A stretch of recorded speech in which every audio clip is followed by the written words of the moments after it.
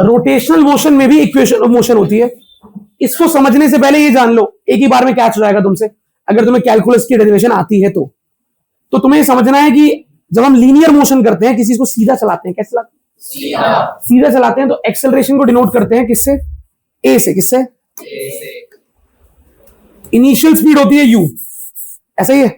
Final speed होती है v, acceleration होता है, डिस्प्लेसमेंट होता है s। पर जब कोई चीज एक ही जगह पे गोल घूम रही होती है, रॉड है, ये गोल घूम रही है, तो इसके गोल घूमते वक्त इसके डिस्प्लेसमेंट को नापने का तरीका s नहीं होता। आप डिस्टेंस नहीं नापते कि पहले रॉड का एंड यहां पे था, फिर ऐसे घूम के 1 मीटर ऊपर चला गया तो 1 मीटर चल गया, नहीं नहीं, इसको नापने का तरीका बदल जाता है। कैसे? पहले रॉड यहां पे थी, अब यहां पहुंच गई, हम एंगल नापते हैं। क्या नापते हैं? कितना एंगल घूम गई। तो डिस्प्लेसमेंट को नापने का तरीका डिस्टेंस नहीं होती, एंगल होता है। क्या होता है? तो जब भी कोई बॉडी गोल घूमती है तो हम ये नापते हैं, सेंटर, शुरुआत इसने यहां से किया था, अब ये यहां तक पहुंच गई, तो यहां पर एक रेडियस बनाया, यहां पर एक रेडियस बनाया, बीच का एंगल नाप लिया, इतना एंगल कवर कर लिया, यहां से यहां चला गया, इतना एंगल कवर कर लिया, तो डिस्प्लेसमेंट को नापने का तरीका बदल गया। तो अब आप डिस्प्लेसमेंट को डिस्टेंस या लेंथ के रूप में नहीं, एंगल के रूप में नापते हो, तो उसका सिंबल हो जाता है थीटा और इसका नाम पड़ जाता है एंगुलर डिस्प्लेसमेंट। क्या नाम है? सीधे चलते हो तो डिस्प्लेसमेंट, गोल घूमते हो तो एंगुलर डिस्प्लेसमेंट। सीधे चलते हो तो डिस्प्लेसमेंट, गोल घूमते हो तो सीधे चलते हो तो एक्सेलरेशन, गोल घूमते हो तो एंगुलर एक्सेलरेशन। क्या नाम बोला? अल्फा। क्या? सीधे चलने वाला एक्सेलरेशन ए होता है और गोल घूमने वाला एक्सेलरेशन अल्फा। अच्छा, अब ये है इनिशियल स्पीड। सीधे चलने पे स्पीड को स्पीड ही बोलते हैं, गोल घूमने पे स्पीड को एंगुलर स्पीड बोलते हैं। क्या बोलते हैं? या फिर एंगुलर वेलोसिटी। ठीक है, angular acceleration, angular displacement, angular velocity. तो अब भैया एंगुलर वेलोसिटी को डिनोट किससे करते हैं? ओमेगा से। किससे? ये डब्ल्यू जैसा दिखता है, डब्ल्यू होता है एक तरह से ओमेगा। तो भैया ये तो दो स्पीड है, इनिशियल फाइनल, तो दोनों को ओमेगा से डिनोट करते हैं। हाँ, एक में लग जाता है नॉट, नॉट मतलब इनिशियल, एक में लग जाता है टी, टी मतलब फाइनल। तो ये यू है, ये वी है, ये ए है, ये एस है, ये सारा लीनियर मोशन का है। और जो उस तरफ लिखा है ये सारा रोटेशनल मोशन का है। तो बच्चों आप एक बात जानते हो, आपने देखा है कि s is equal to UT plus half eighty square होता है क्या? तो अगर मैं लिखूं यहां पर s is equal to UT plus half eighty square, तो ये कौन सा मोशन है? लीनियर मोशन, बॉडी सीधी चल रही है। लेकिन अगर रोटेशनल की बात करूं तो डिस्प्लेसमेंट की जगह आता है थीटा, यू की जगह आता है ओमेगा नॉट, टाइम तो टाइम ही होता है 1/2, एक्सेलरेशन की जगह अल्फा और टाइम की जगह। तो ये है तो u t plus half eighty square ही, लेकिन रोटेशन वाला u t plus half eighty square. जैसे इसका डेरिवेशन होता है वैसे ही इसका होता है, बस लेटर्स का अंतर है। यहां एस है, यहां पर थीटा है, यहां पर यू है, यहां पर ओमेगा नॉट है, ए की जगह अल्फा है, बस लेटर का फर्क है। सब कुछ सेम डिराइव करते हैं, सेम इंटीग्रेशन, सेम डिफरेंशिएशन, लेकिन बस लेटर बदल देते हैं। अच्छा, अब बताओ, एक और था तुमने पढ़ा था, V square minus U square 2s, तो यहां पर क्या आएगा? Square minus omega not square 2 into alpha into theta. समझ पा रहे हो? तो ये चीजें बदल जाती हैं। और एक होता है v is equal to you plus AT, ऐसा था क्या?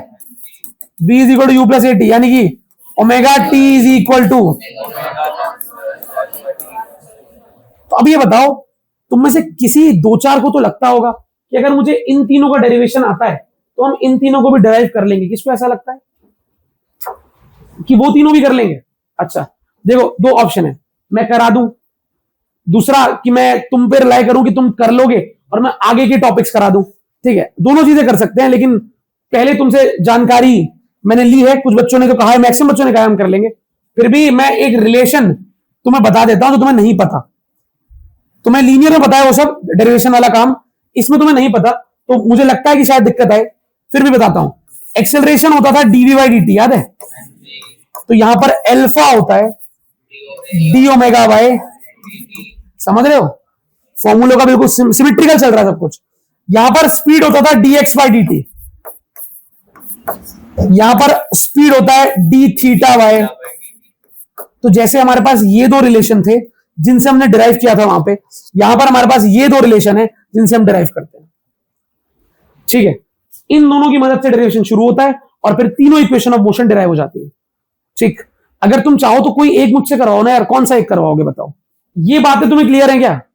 क्योंकि ये बातें जो है ये बातें हट जाएंगी यहां से, फिर मैं डेरिवेशन कराऊंगा। अगर आपको ये बातें क्लियर है सारी, मैं चाहूंगा यार एक बार नोट कर लो यार एक बार। अच्छा सर रुको रुको रुको, वेट, एक मैं कराता हूं, मतलब सेकंड वाली वही, थर्ड वाली आप मुझे करके दिखाना। ठीक है, और ये नोट भी कर लेना। पर अब यहां पे देखो, मुझे बताओ क्या आप ये जानते हो,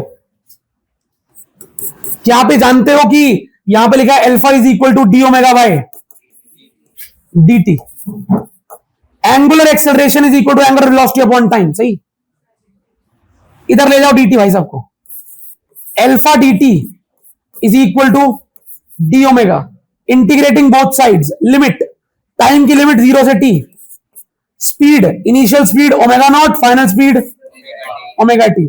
मुझे लगता है अल्फा कांस्टेंट है तो बाहर आ जाएगा, बाहर आ गया। इंटीग्रेशन ऑफ dt 0 से t is equal to integration of dw omega not से ओमेगा टी। अब शायद आपको पता हो कि dt का इंटीग्रेशन होता है t, डी ओमेगा का होता है ओमेगा। तो यहां पर t आ गया, upper limit t, lower limit 0, alpha बाहर बैठा है। यहां पर आ गया ओमेगा और lower limit omega naught, upper limit omega T. तो भाई अब बताओ वैल्यू पुटिंग का क्या खेल है? ये आ जाएगा alpha T minus 0 upper minus lower is equal to omega T minus omega not. सही है, तो alpha T is equal to omega T minus omega not को इधर ले आऊंगा तो क्या बन जाएगा? Omega not plus alpha T is equal to, ये आपका v होता था, ये u होता था, v is equal to u plus AT. Derive होगी पहली इक्वेशन, एक ही फॉर्मूला उठाया मैंने पहला वाला, dt उधर, integrating both sides, limit put करी, इंटीग्रेट किया, आंसर आ गया। अब जिसने वो वाला डेरिवेशन किया है उसके लिए तो ये सिंपल है, क्योंकि सेम ही तो है, बस वहां पर s था, t था, x था, यहां पर अल्फा और ओमेगा है, फर्क तो ही नहीं कुछ भी। लेकिन पहले वाला किया हुआ है तो ये वाला आएगा समझ में। मैंने इसी गति से कराया कि आपको पहले वाला पता है। अगर किसी को भी इसमें एक भी स्टेप का एरर लग रहा है बता दो, मिटा देते हैं, दोबारा करा देते हैं। dt को यहां ले गए बच्चों, dt यहां चला आ चुका है। इंटीग्रेशन में लिमिट बहुत जरूरी होती है, टाइम की लिमिट हमेशा 0 से t पुट करते हैं, और स्पीड की limit, initial speed omega not, final speed omega T. D omega का इंटीग्रेशन होता है ओमेगा, कर दिया इंटीग्रेट। dt का इंटीग्रेशन होता है t, और फिर इंटीग्रेट करने के बाद पुट करना होता है upper limit minus lower limit t minus 0, omega T minus omega not, और फिर आंसर आ गया। ठीक है, अभी सेकंड इक्वेशन आपने कही थी निकालने के लिए, सेकंड निकाल देते हैं भाई, थोड़ा स्पेस चाहिए अपने को, सेकंड में निकाल देंगे आपको।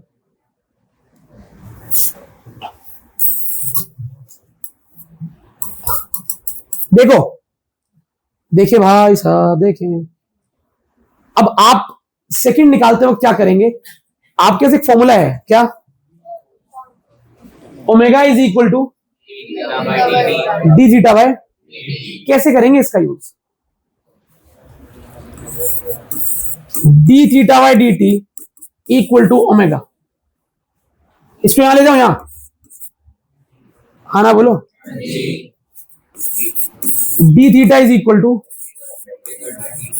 ओमेगा डी टी, इंटीग्रेटिंग, और मुझे पता है मैंने पढ़ा था जैसे तो होता है v is equal to you plus, ऐसे ही omega is equal to omega not plus alpha, पता है आपको ये बात। तो यहां मैं ओमेगा की वैल्यू पुट कर दूं, तो मैंने अगले स्टेप में ओमेगा की वैल्यू पुट कर दी, d theta is equal to integration of omega not plus alpha t into, चलिए अच्छा, लिमिट में आखिरी स्टेप में पुट करूंगा ताकि आप भर ना जाए पूरा बोर्ड। डी थीटा का इंटीग्रेशन, डी थीटा का इंटीग्रेशन थीटा 0 से लेकर थीटा, तो लिमिट तो ही पुट होती है 0 से थीटा, इज इक्वल टू, अब मुझे पता है ओमेगा नॉट का अलग इंटीग्रेशन होगा, अल्फा टी का अलग इंटीग्रेशन होगा। ठीक है, तो मैंने यहां पे लिख दिया ओमेगा नॉट का इंटीग्रेशन प्लस अल्फा टी का इंटीग्रेशन। ओमेगा नॉट एक कांस्टेंट है और कांस्टेंट का इंटीग्रेशन होता है कांस्टेंट इंटू टी, तो यहां पे आ जाएगा omega not into T plus alpha बाहर आ जाएगा, टी की पावर 1, टी की पावर 1 का इंटीग्रेशन ये आ जाएगा टी स्क्वायर बाय, और टाइम की लिमिट है 0 से टी, 0 से टी तक, तो यहां 0 से टी, यहां भी 0 से, और यहां पर क्या चल रहा है थीटा 0 से थीटा। हर बार लिमिट पुट करेंगे, लिमिट पुट करते कैसे हैं, अपर माइनस लोअर, इधर omega naught t minus omega naught 0 plus alpha बाहर t square by 2 minus 0 square by 2, 0 वाले सारे हट जाएंगे, theta is equal to omega naught t plus alpha t square by, ये आ गई तुम्हारी equation, s is equal to u t plus 1/2 a T square, ये सेकेंड इक्वेशन है। थर्ड में थोड़ा जोल है, थोड़ा सा करके दिखाओ, थर्ड वैसी होगी जैसे वो हुई थी, पर कृपा करके आप सबकी कॉपियों में ये मुझे पूरा उतरा हुआ देखे, फिर थर्ड करी हुई मिले।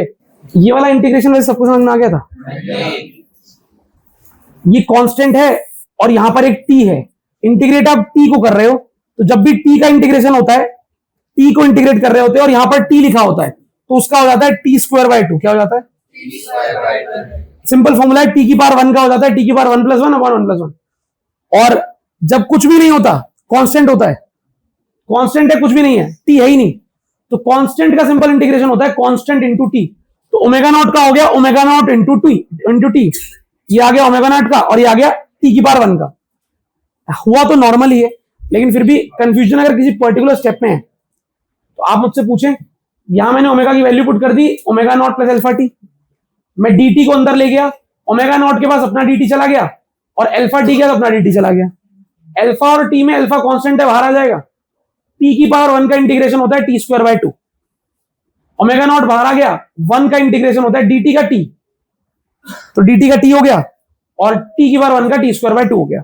उसके बाद तो बस हमने लिमिट पुट करी है, अपर माइनस लोअर, एक बार t की जगह t पुट किया, एक बार t की जगह 0 पुट किया, यहां पर थीटा माइनस 0 कर दिया। आप अगर ये जो मैं बोल रहा हूं इसी तर्ज पे करोगे तो आपसे हो ही जाएगा।